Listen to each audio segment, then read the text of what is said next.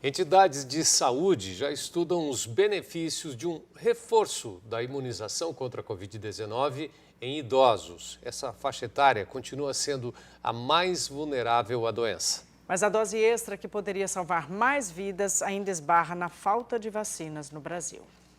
Maria Lúcia tem 64 anos e está com as 2 doses da vacina em dia, mas mantém o uso da máscara e o distanciamento social por precaução.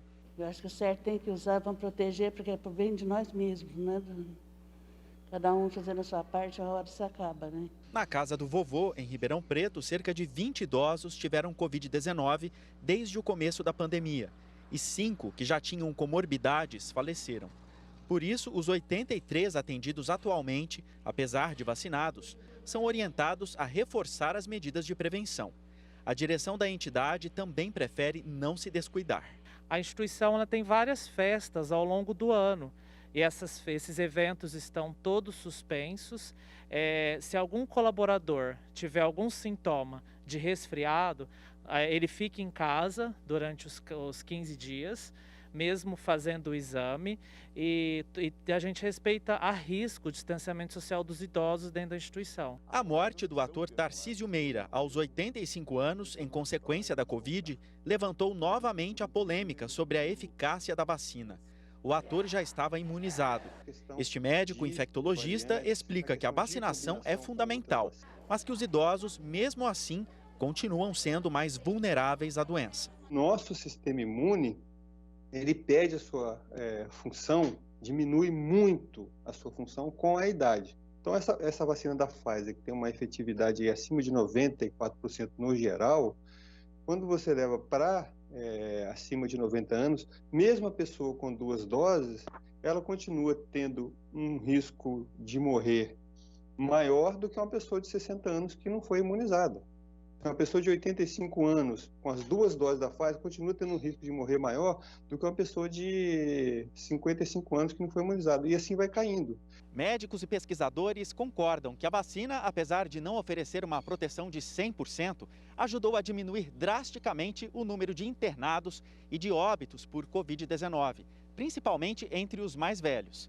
E também já é um consenso de que os mais velhos devem receber a 3ª dose. Mas para isso, o Brasil precisa resolver o problema da falta de vacina.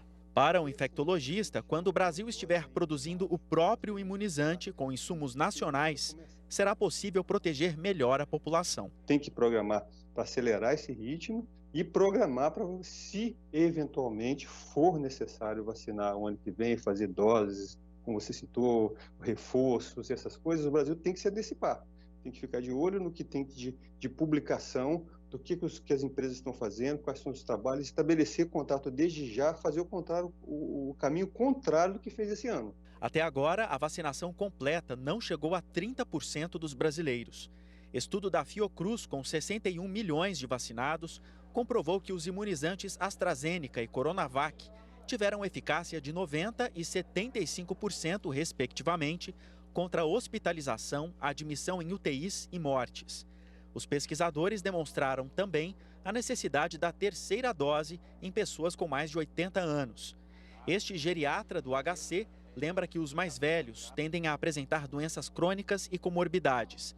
Além disso, o próprio organismo deles reage de forma diferente à presença do vírus. Por exemplo, a cavidade nasal filtra muito menos as partículas virais que vêm pelo ar. Então chega uma quantidade maior de vírus aos pulmões. Por outro lado, a fisiologia, o funcionamento do pulmão no idoso também é alterado pela idade, né? E com isso a limpeza, a remoção de partículas de vírus é reduzida. Para que o coronavírus deixe de circular, segundo os médicos, a vacinação precisa andar de mãos dadas com a prevenção.